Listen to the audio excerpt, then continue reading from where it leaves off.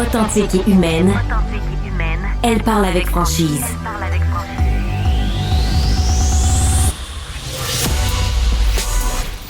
Elle traite l'information avec rigueur et efficacité. Une approche fraîchement moderne de l'actualité. Isabelle Maréchal. Bonjour tout le monde, merci beaucoup d'être à l'écoute de cette émission. Comment allez-vous ce matin? J'ai envie de prendre des nouvelles de votre morale parce que si on se fie à ce qui se passe dans l'actualité et aux derniers sondages, entre autres, qui vous demandent votre avis de temps en temps sur comment vous vous sentez, il y en a un, entre autres, léger, qui est sorti ces jours-ci où on apprend, entre autres, que beaucoup de sujets, quand on les additionne, créent de l'anxiété parmi les Québécois et les Québécoises. Et puis, sincèrement, je pense qu'on serait inquiet à moins parce que quand on regarde ce qui se passe, les pays un peu partout sur la planète ont décidé d'augmenter leur armement, en tout cas leur financement en ce qui concerne l'armement. Vous avez entendu le président de la France, Emmanuel Macron, qui disait aux Français et Françaises qu'ils n'avaient pas le choix d'augmenter les budgets pour assurer la sécurité des citoyens. Le Danemark aussi qui fait la même chose. Les alliés britanniques aussi qui ont décidé d'embarquer. Donald Trump là, qui négocie avec l'Ukraine sous fond, il l'avait dit lui-même, de peut-être pour éviter une troisième guerre mondiale. Évidemment, quand on entend tout ça, on se dit « Oh mon Dieu! » Comment je me situe, moi, petite personne, sur l'échiquier géopolitique? Est-ce que ça vous inquiète? Qu'est-ce que ça génère chez vous? Évidemment, j'entends aussi des gens qui disent « Ah, moi, je me retire de l'actualité. Moi, je veux pas le savoir. » Évidemment, j'aurais envie de vous dire « c'est pas parce qu'on le sait pas que ça n'arrive pas. » Et j'appellerais plutôt à une conscience plutôt qu'une inconscience. Parce qu'on est mieux, personnellement, j'aime mieux être au courant de ce qui s'en vient que de me mettre la tête dans le sable. Je trouve toujours que les fesses sorties, la tête dans le sable, à pas rien voir, c'est jamais une posture très agréable, ni très pratique. Alors, on va en discuter ce matin, si vous voulez bien. Puis j'aimerais avoir votre opinion là-dessus. 1-877-827-2346, 1-87 Radio pour nous écrire par texto. Dites-moi si vous souffrez, on appelle ça la politico-anxiété, la géopolitico-anxiété ou chez nous, l'anxiété politique en ce moment, avec ce qui se passe partout dans le monde et surtout, on va essayer d'y trouver des solutions. Comment est-ce qu'on peut s'aider là-dedans? Jacques Letourneau, ex-chef syndical, bien connu, observateur de l'actualité, commentateur également. Merci Jacques d'être là. Ça fait plaisir. Tu me disais que toi, t'étais préoccupé. T'en fais maintenant de l'anxiété géopolitique. De l'anxiété. Tu sais que, j'ai passé 30 ans de ma vie dans le mouvement syndical, donc 9 à la présidence. Faut pas trop être angoissé, anxieux. Hein? T'as raison. Parce que tu gères que des problèmes de relations de travail, des conflits, tout ça. Puis mes bons amis te diraient, les tourneaux anxieux, non, pas vraiment. Je dois avouer que avec le retour de Trump, avec tout ce qui occupe le paysage politique en ce moment, 51e État, Musk avec sa chaîne, des alliances avec le dictateur Poutine, parce que c'est de ça qu'on parle. Là. On va nommer un chat, un chat, un chien, là. C'est une dictature en Russie. Donc, je comprends que les gens soient anxieux, même si quand tu y réfléchis, puis tu te calmes, puis tu t'informes. Voilà. Tu t'informes, puis aux bonnes places. Hein? Parce qu'il y a toutes sortes d'informations. Il y a du monde qui essaie de nous faire croire que c'est pas très grave aux États-Unis. Hein? Tu sais, la grande lutte contre le wokisme. Bon, là, tu te dis, attends un peu, le wow-minute, là. Trump et sa gang, c'est ça qui les préoccupe? Si tu regardes ce qu'il est en train de faire en Ukraine, là, les minéraux critiques, là, c'est terrible. Le gaz, le pétrole, ça, c'est ce qui les motive principalement. Et quelque part, faut que tu ailles chercher les bonnes informations. Puis après ça, tu fais le contraire de ce que tu disais tantôt. Tu te mets pas la tête dans le sable parce que si tu te mets la tête dans le sable, tu vas te faire ramasser doublement. Exactement, c'est ça. Et tu sais, des fois, j'ai l'impression aussi que, tu sais, on est au Canada puis au Québec, on est bien, hein? On n'a pas, tu sais, la guerre, on n'a pas connu. En Europe, on les comprend. Tu sais, la Deuxième Guerre mondiale, la montée du fascisme. Mais même l'Europe, je te dirais, et puis je pense que tout le monde en Europe maintenant le reconnaît, les experts le disent, les politicologues le reconnaissent, les gouvernements le reconnaissent.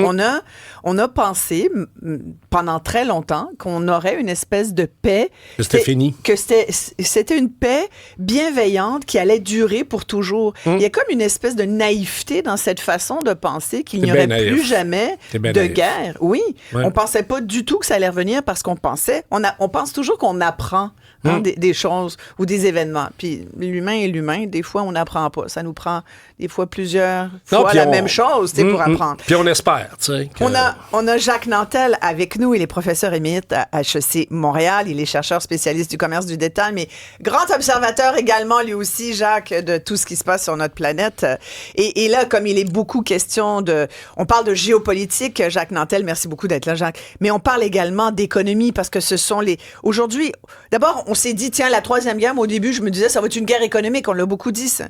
Et ça, évidemment, dès que tu mets le mot guerre quelque part dans une expression, c'est sûr que c'est ça qui inquiète les gens et qui peut créer cette espèce d'anxiété géopolitique. Mais là, tu sais, on pourrait me dire c'est une anxiété socio-géo-économico-politique. Donc, c'est sur tous les fronts, tous les plans de nos vies. Ça touche notre poche, ça touche notre quotidien parce que, bon, évidemment, même nous, au Québec, quand on entend des Québécois dire, ben, on va avoir un impact de ce qui se passe avec les États-Unis. Donc, toi, t'en souffres un peu, en fait, t'es touché par cette anxiété, Jacques?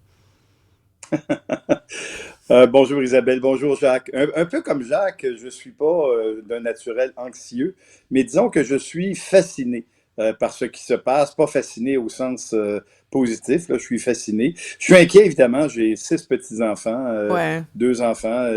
Bon, ça m'inquiète pour le futur, évidemment. Je voudrais revenir sur ce que tu as mentionné, Isabelle. Lorsque tu dis il y a des guerres économiques, il y a des guerres telles qu'on peut les concevoir, un n'empêche pas l'autre. Hein. Il faut bien comprendre que la Deuxième Guerre mondiale a été en grande partie générée par le tribut économique qui avait été imposé après la Première Guerre mondiale à l'Allemagne. Alors, on est en train de voir un peu la même chose se passer entre les États-Unis et l'Ukraine, lorsque les États-Unis disent, bah, écoutez, on va régler ça, là, on va prendre le perdant, puis on va y voler la moitié de son pays, puis de ses ressources. C'est pas particulièrement propice à avoir un monde plus paisible. Et si tu permets, Isabelle, je voudrais juste partager avec nos auditeurs quelque chose d'assez intéressant. On pense qu'au Canada, au Québec, on est à l'abri de ça, que c'est à quelque part dans les coins obscurs de l'Europe que la chose va se passer. Je suis en correspondance avec un ami et un collègue qui est roumain. Alors, la Roumanie, pour situer là, un peu, là, c'est un des pays que J.D. Vance a insulté récemment. Il m'écrit ce matin. Et je vais le Vance, partager. qui est le vice-président des États-Unis, là, juste pour rappeler. Oui, vice-président américain. Je vais le lire, c'est pas très long. Alors, il m'écrit, ce collègue roumain, « Je savais depuis longtemps que la Roumanie est en première ligne de la guerre hybride menée par la Russie, mais je n'avais jamais imaginé que le Canada deviendrait également une cible à travers l'intimidation exercée par un président américain. Il ne nous reste qu'à mener nos batailles avec dignité en resserrant les liens du monde libre. » Écoute, c'est un Roumain qui m'écrit ça, qui dit au Canada, méfiez-vous, vous autres aussi. Tellement. Absolument. Jacques Letourneau. Je rejoins parfaitement son propos, au sens où, comme je le mentionnais tantôt, Isabelle, on a toujours pensé qu'on était à l'abri, tu sais, puis on est protégé. D'ailleurs, ma blonde me disait cette semaine, qu'est-ce qu'il va nous demander Trump en retour de la protection des Américains depuis la fin de la guerre froide, ou durant la guerre froide surtout, hein, parce qu'on le sait, on est un peu sous le protectorat des États-Unis, parce que c'est l'Amérique du Nord. Est-ce qu'il va nous sortir le bill, tu sais, parce que c'est ça qu'il a fait avec l'Ukraine, il a dit, exact. Hey, moi, là, depuis le début, depuis 3 ans, tu nous dois de l'argent. Comment tu me rembourses? Le pétrole, le gaz, hein, le pétrole de l'Alberta, l'eau. La question de l'eau. Tu sais, il y avait Michel Chartrand, quand j'étais jeune, moi, qui disait, les Américains, ils veulent notre eau pour arroser le terrain de golf et mettre des glaçons dans leur scotch. Mais là, je pense qu'on a dépassé ça. L'eau est devenue un enjeu, tout le monde le sait, au 21e siècle. Donc, il n'y a pas de limite là, pour Trump. Là, et on voit comment il ne négocie pas, c'est-à-dire qu'il impose carrément, parce que ce qu'il fait à l'Ukraine, il peut très bien le faire au Canada. Mais on est beaucoup dans les batailles territoriales aussi. Je disais ce matin là, sur les fameux glaciers, ces espèces de gros navires brise-glace là, qu'on n'a pas assez, alors qu'il y a une guerre en Arctique qui va se jouer. Tu sais, les deux pôles, il faut que les gens sachent ça. Faut lire, faut se renseigner parce que, puis nous, au Canada, on est collé sur l'Arctique. Là. On a même une partie de ce territoire-là qui est en sol canadien et dont on a donc tout intérêt à protéger les lignes territoriales parce que les Chinois veulent passer là, les Russes veulent passer là, les Américains passent par là. Je veux dire, tout le monde veut un bout de ce continent qui nous paraît tellement loin. Personne, maintenant, tu peux aller faire un petit tour en Antarctique en bateau si tu as 15 000 $ à dépenser, mais la plupart des gens n'ont même jamais pensé aller là. C'est tellement loin, tu comprends, au-delà du... Alors, mais c'est d'un point de vue territorial, c'est stratégique. Alors, c'est vital pour les économies et la politique des pays. Alors, on a des auditeurs qui réagissent à notre discussion. Il y en a un qui me dit, moi, j'écoute les nouvelles la semaine, mais pour me guérir de l'anxiété, je prends une pause le week-end. Je profite ainsi pleinement de mes fins de semaine. C'est une façon. Ça, c'est à moitié la tête dans le sable. C'est comme tu la sors, tu sors ta tête la semaine. Je le fais un peu, moi, la fin de semaine. Mais ça, c'est pas si mal. Tu peux avoir des pauses quand même. Oui, c'est ça. Je fais de la récupération le lundi matin. Je relis les journaux. Oui, puis je lis les bandes dessinées. Mais Isabelle, Jacques, vas-y. Si je peux me permettre, à la vitesse où les choses changent en ce moment, si on rate un week-end, on rate à peu près ce qui se serait passé en 5 ans. Il y a peu de temps encore. Oh non, parce qu'il y en a, parce que tout cela dont on parle, là, ils ne prennent pas de pause la fin de semaine. En tout cas, si vous voulez prendre une pause la fin de semaine, on vous l'accorde. Là. Bon. Mais réveillez-vous le lundi matin en pleine connaissance de cause. Jasmin qui dit, on est en sandwich entre la Russie et les États-Unis. Ils vont éventuellement vouloir nos ressources. Ben voilà, c'est exactement ce qu'on se disait.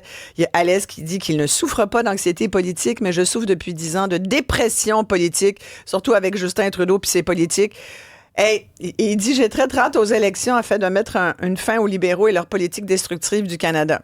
Ouais, parce que c'est sûr que là, en ce moment, ça nous encourage pas tant non plus de voir la relève libérale. Oh mon Dieu, mais regardez, mais regarde le monde, les gens sont prêts à voter pour des nobody. Mais tu sais que l'anxiété puis l'angoisse expliquent pas mal la remontée des libéraux puis de M. Carney, hein? Ça, c'est clair. Là, actuellement, les libéraux profitent de l'arrivée de Donald Trump au pouvoir. Là. Puis, complètement, t'as raison. Ben oui, absolument. Oui, mais moi, je comprends pas les Québécois qui sont prêts à voter pour Mike Carney, par exemple. Ça, j'avoue, va falloir qu'on me l'explique. Oui, vas-y, Jacques. Oui.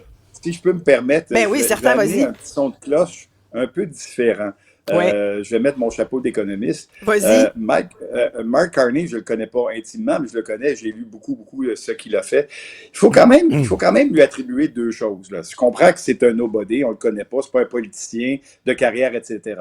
Mais Mark Carney a réussi quand même 2 choses remarquables. En 2008-2009, quand les économies mondiales s'écroulaient du fait de la financiarisation de l'économie, puis l'économie américaine y a goûté beaucoup, Mark Carney était gouverneur de la Banque du Canada, et l'économie canadienne s'en est beaucoup mieux sortie. Ensuite, il est allé pour faire la même chose en Grande-Bretagne, et il est arrivé un autre petit incident là-dedans qui s'appelle le Brexit, et il a réussi à contenir la chute de la livre sterling. Alors, il est peut-être un très mauvais politicien, là, on verra, mais comme économiste, il n'est pas mauvais. Non, mais tu sais, on dit pas qu'il est cave, là, pas du tout, puis on dit pas qu'il connaît pas. Non, c'est loin d'être un nobody, là. Mais tu sais, c'est-à-dire en politique, et quand il parle aux gens, tu sais, il faut quand même qu'il y ait un certain... Il faut avoir un certain charisme. Non, mais Isabelle, mais la politique, là, on le répète à chaque fois, c'est pas une science exacte. Non, c'est sûr. Moi, j'avais suivi un cours avec Pierre Drouilly, qui était un spécialiste des sondages à l'UQAM dans les années 90. Puis la première chose qu'il disait, c'est le comportement des électeurs, il est tout sauf prévisible. Oui, c'est vrai. Alors, donc, une conjoncture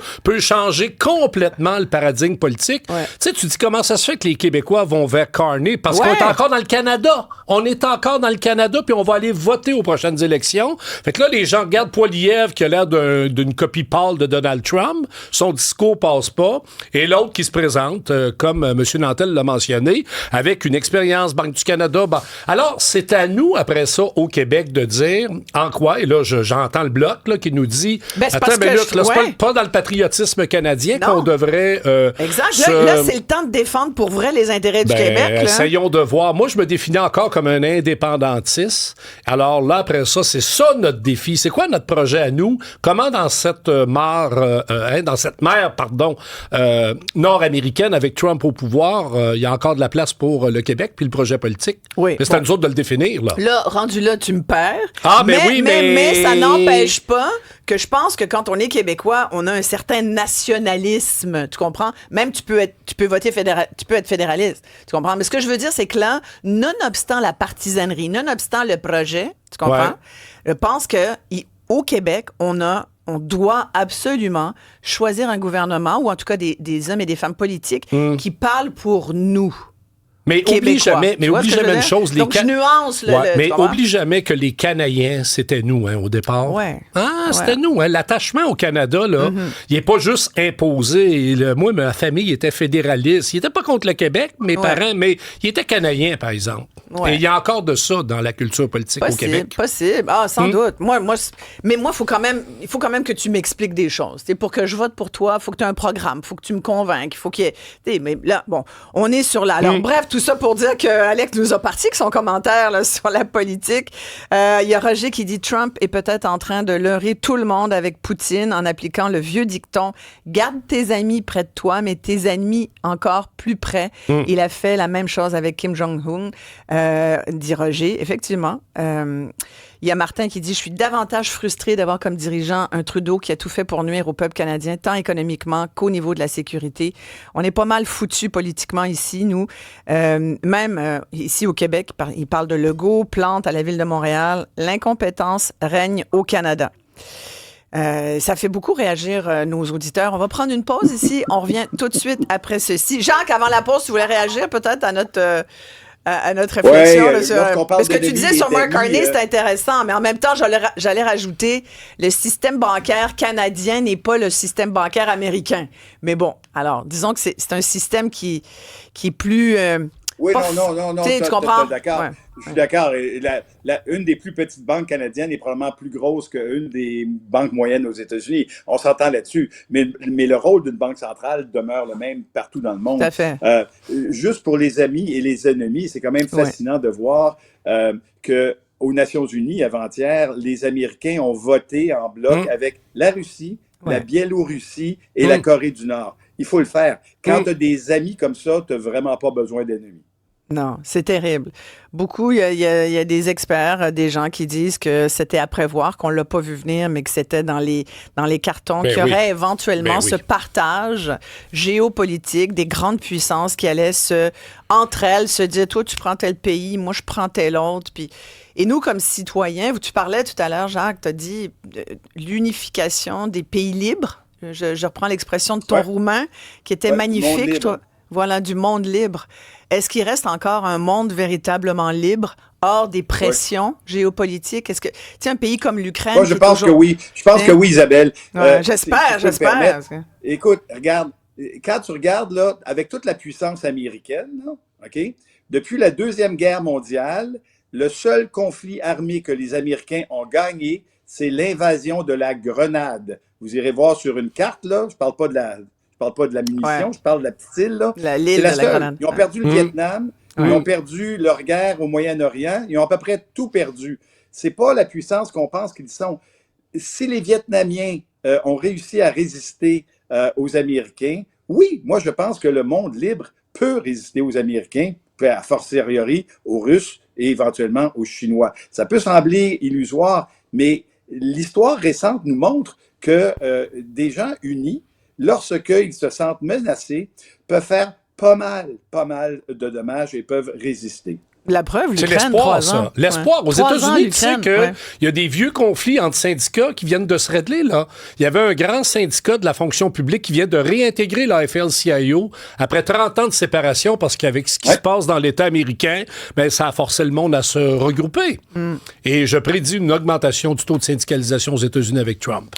Oh, tant que c'est pas ici. Non, écoute, je savais que t'adorais ce commentaire. On va à la pause là-dessus. Il pourra pas répondre.